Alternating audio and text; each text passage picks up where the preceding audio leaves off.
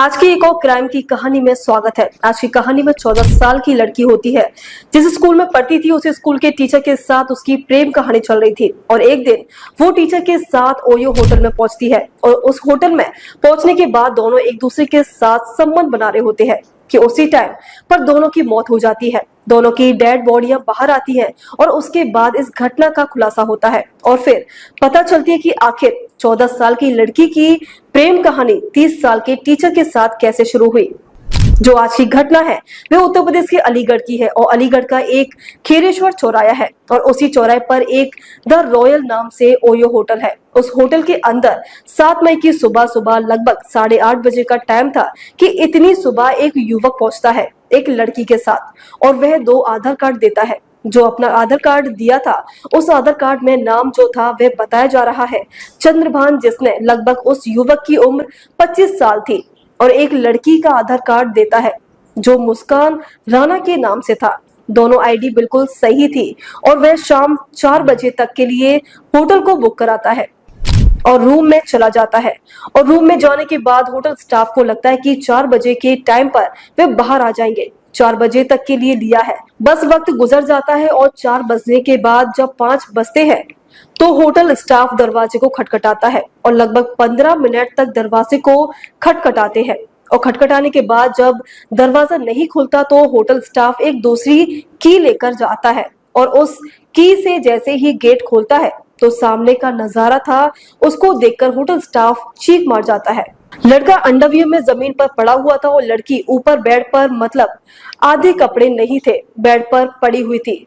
Hotel वालों द्वारा police को फोन किया जाता है। डायल 112 पुलिस मौके पर पहुंचती है और पहुंचने के बाद दोनों की जो बॉडी थी रूम की चेकअप वगैरह किए जाते हैं तो वहां पर बहुत सारी ऐसी चीजें पड़ी थी, मतलब जो संबंध बनाने से पहले यूज की जाती है। चूहे मारने की दवाई भी पड़ी हुई थी। जब पुलिस ये देखती है तो समझ जाती है कि दोनों के झाग वगैरह निकल रहे हैं। फौरन उठाया जाता है, हॉस्पिटल भेज दिया जाता है क्योंकि दोनों की मौत हो चुकी थी। पोस्टमार्टम के लिए हॉस्पिटल भेजा जाता है और जब लड़की के बारे में पता किया जाता है तो लड़की की उम्र लगभग 14 साल से 15 साल थी। लड़की बेहद ज्यादा छोटी थी, देखकर लग रहा था।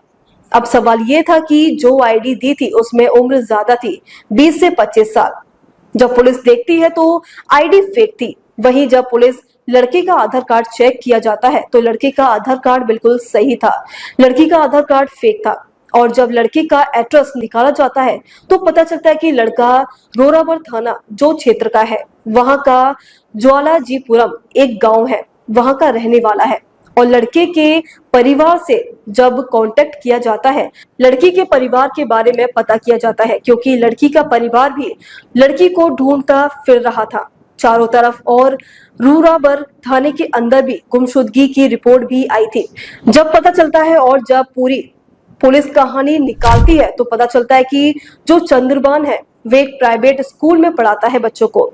ये बीटेक का लास्ट ईयर इसका चल रहा है और साथ के साथ ये अपने घर में ही एक कोचिंग सेंटर चलाता था।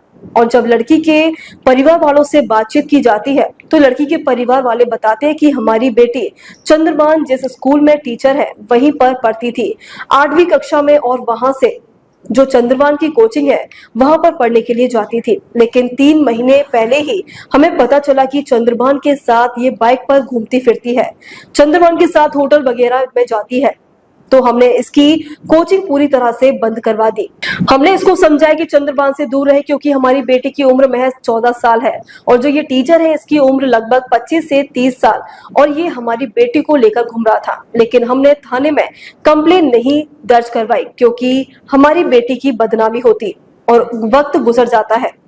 3 महीने पहले हमारी बेटी बोल रही थी कि वो चंद्रभान से शादी करेगी, लेकिन हमने अपनी बेटी को समझाया था यह सोचकर कि ये बच्ची नादान है, थोड़े टाइम के बाद इसकी समझ में आ जाएगी। लेकिन पुलिस ये भी पता करती है कि चंद्रभान और जो लड़की थी 14 साल की, ये दोनों अक्सर होटल्स में जाया करते थे।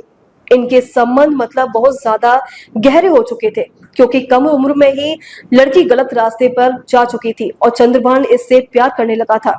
ये चंद्रभान से प्यार करने लगी थी, दोनों शादी के सपने देखने लगे थे और 7 मई को सुबह 8 बजे के टाइम पर जो लड़की है वे घर से स्कूल के लिए निकलती है लेकिन स्कूल नहीं पहुंचती। बल्कि चंद्रभान के साथ बाइक पर बैठकर निकल जाती है और द रॉयल होटल पहुंचती है।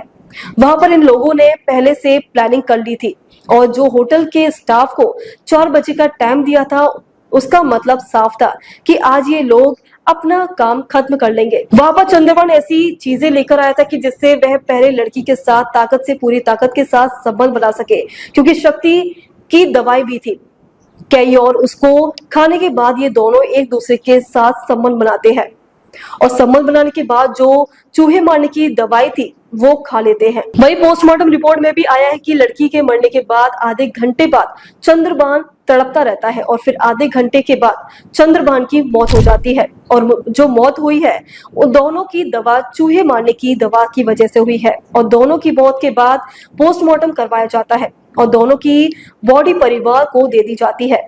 और इसमें गलती देखिए लड़की के परिवार वालों की कितनी है कि जब 2.5-3 महीने पहले पता चला तो उन लोगों ने अपनी नजर नहीं रखी और उसकी मेन वजह ये भी है कि जो ये लड़की थी, लड़की के पिता नहीं है। लड़की की और लड़की की माँ एक नौकरी करती है, वो अपनी बेटी को पालने के लिए और लड़की घर पर अकेली रहती थी और इसी चीज का फायदा उठाकर वो चंद्रभान से बातचीत किया करती थी। और ये जो चंद्रभान टीचर है ये अपना इकलौता घर का बेटा है। इसके परिवार में इसकी 3 बहनें हैं और पिता छोटी मोटी मजदूरी करते हैं और ये बीटेक का मतलब लास्ट ईयर था। ये अपने परिवार का पालपस भी रहा था, सब कुछ कर रहा था और टीचर का परिवार है गगई के गवाना इलाके का रहने वाला है और यहाँ पर आकर कुछ ही टाइम पहले बसे थे और फिर ऐसी घटना हो गई।